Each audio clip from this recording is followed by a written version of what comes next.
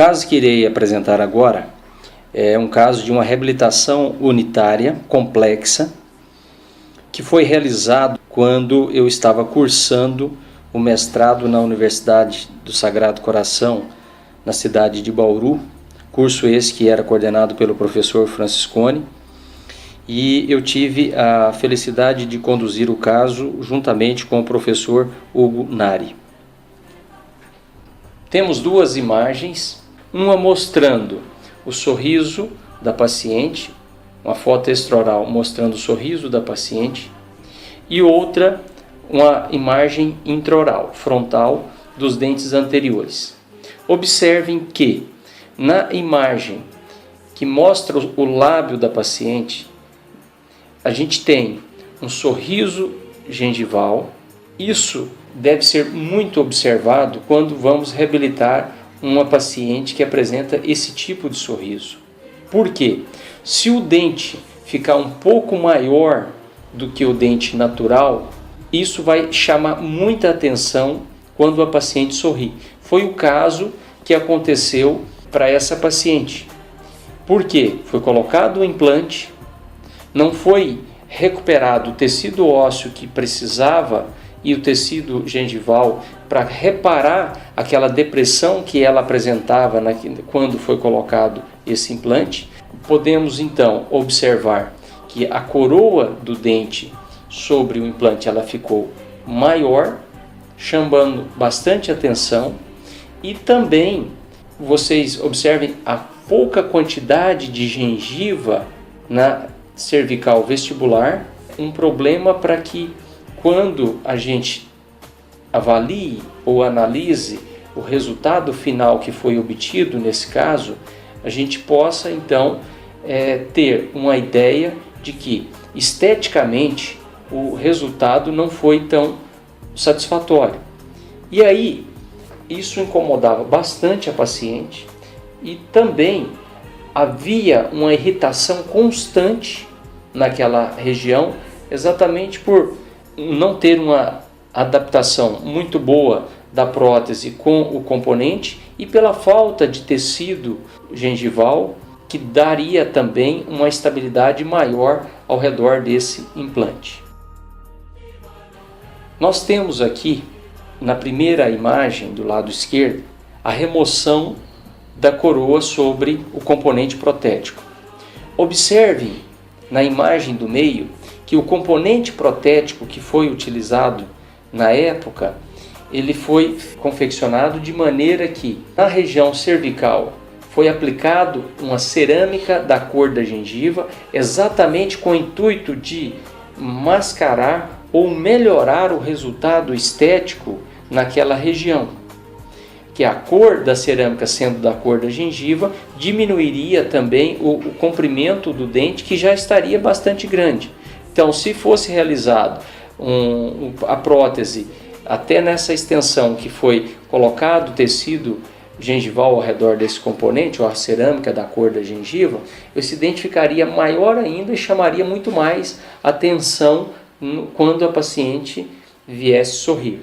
Aqui do lado direito nós temos, após a remoção implante, é possível verificar o quanto de tecido ósseo e de tecido mole está ausente comparado com os dentes vizinhos, tanto quando comparamos com o dente 11, tanto quanto comparamos também com o dente 22.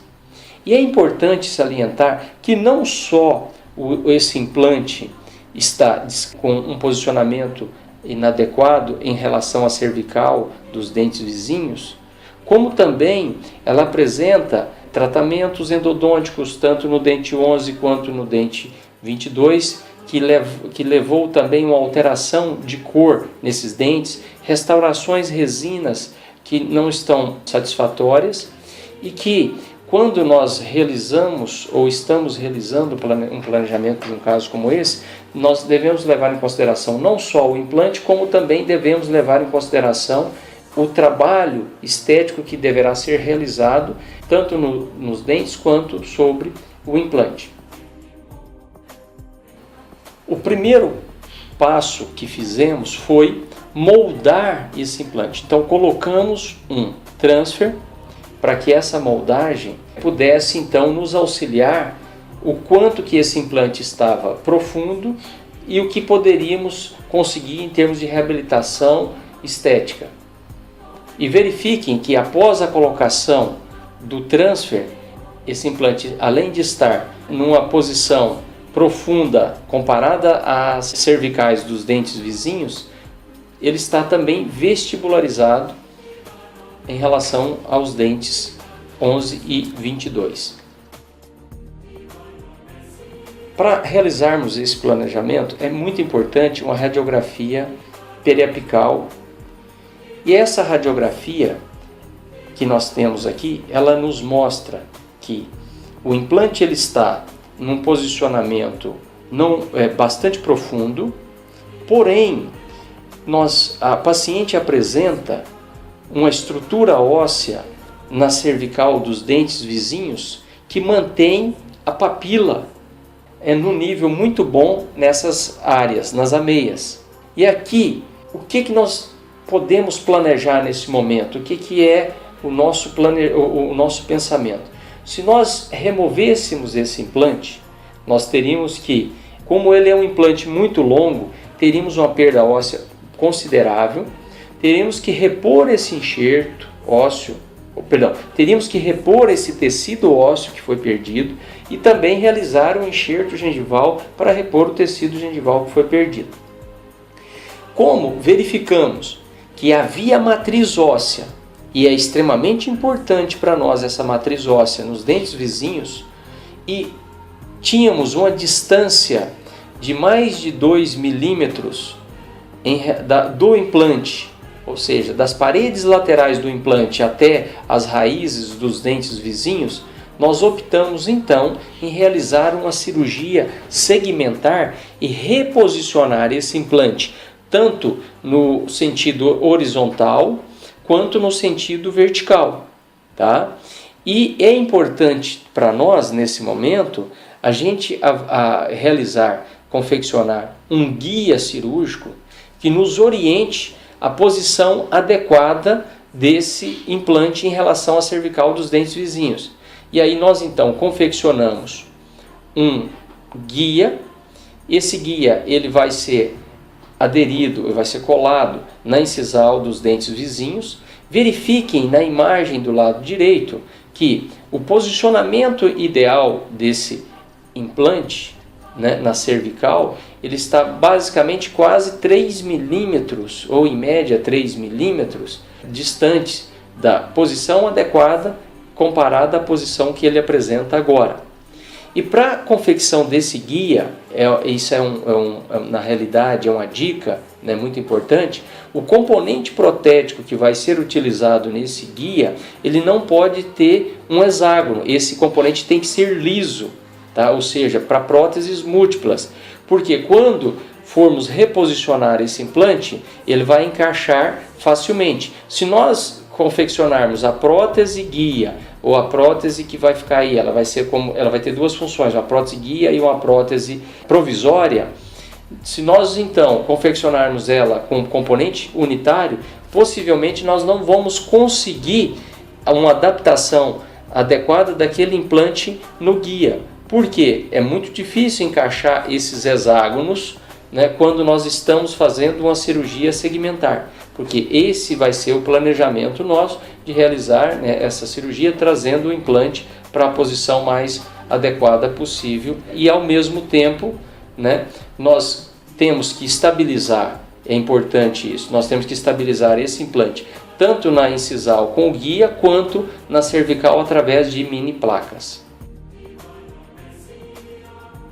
Vocês podem verificar aqui nitidamente, né, isso aqui é muito importante, e essa cirurgia segmentar ela foi realizada com uma serra extremamente fina, né, foi realizada pelo Dr. Hugo Nari, onde ele fez uma secção do tecido ósseo no sentido vestíbulo palatino e rompeu lá abaixo da apical do implante. E depois foi colocado então uma mini placa para estabilizar esse bloco, esse segmento, porque é muito importante que esse bloco não tenha micromovimentos durante a mastigação. Por isso é importante que ele esteja bem estabilizado tanto lá na porção apical quanto na porção incisal.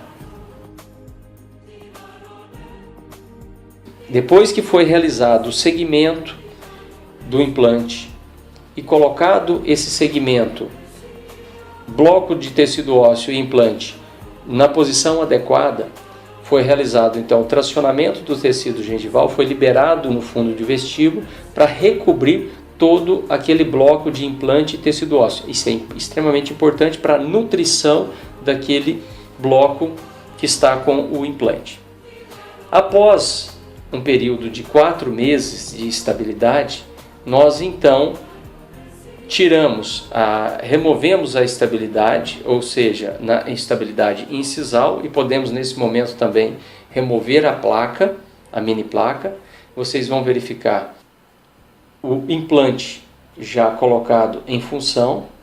Foi removido então aquela estabilidade incisal, né, que havia sido colocado para fixar o guia e fixar o provisório nos dentes vizinhos. E a partir desse momento, esse bloco de tecido ósseo com implante, ele vai receber cargas mastigatórias, porque já houve um reparo ósseo naqueles cortes que foram realizados, já há uma estabilidade suficiente para que esse implante possa receber carga. A partir desse momento, então, como eu já disse no início, que os dentes vizinhos eles estavam também necessitando de uma reabilitação estética, tanto o dente 11 quanto o dente 22. Então nós vamos realizar aqui coroas protéticas de Procera e aplicação de cerâmica sobre os copings de Procera, tanto no dente 11 quanto no dente 22 e também sobre o implante 21. Primeiro, nós realizamos então a confecção de núcleo com fibra de vidro no dente de número 22, reforço com fibra de vidro no intracanal no dente 11 e confecção de coroas cerâmicas sobre os copings de Procera, copings de alúmina. Nós temos aqui uma imagem mostrando o caso antes da realização da cirurgia segmentar e da confecção das coroas sobre o implante e sobre os dentes, e do outro lado nós temos uma imagem mostrando as coroas no momento da sua cimentação sobre o implante e sobre os dentes naturais. Aqui mostra exatamente o quanto de tecido ósseo e tecido gengival foi obtido com o tracionamento, né, com a cirurgia segmentar, e aí aquela coroa sobre o implante, que era uma coroa longa, ela passou a ser uma coroa mais próxima do dente natural. Por isso, quando a paciente sorri, já apresenta uma harmonia maior no seu sorriso, consequentemente uma estética melhor comparada ao sorriso que ela apresentava antes.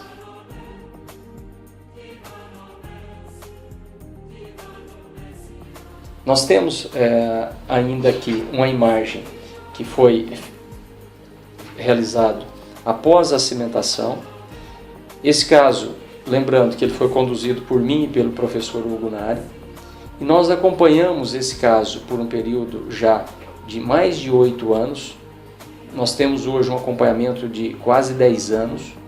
Ele foi publicado na revista Quintessência Internacional, a revista Qualizar. Nós temos aqui um follow-up de 8 anos. Depois de um acompanhamento de longo período, a gente observa que a qualidade do tecido gengival ela é muito importante na manutenção do periimplante e também do periodonto. Foi muito importante para a obtenção desse resultado a cirurgia segmentar e a reposição do tecido mole, obtendo aí papilas, obtendo um contorno melhor na região cervical do dente. Além do tracionamento gengival, foi realizado um enxerto de tecido conjuntivo por vestibular do implante 21, para que pudéssemos obter um volume maior e para que esse volume desse estabilidade de tecido mole ao redor desse implante.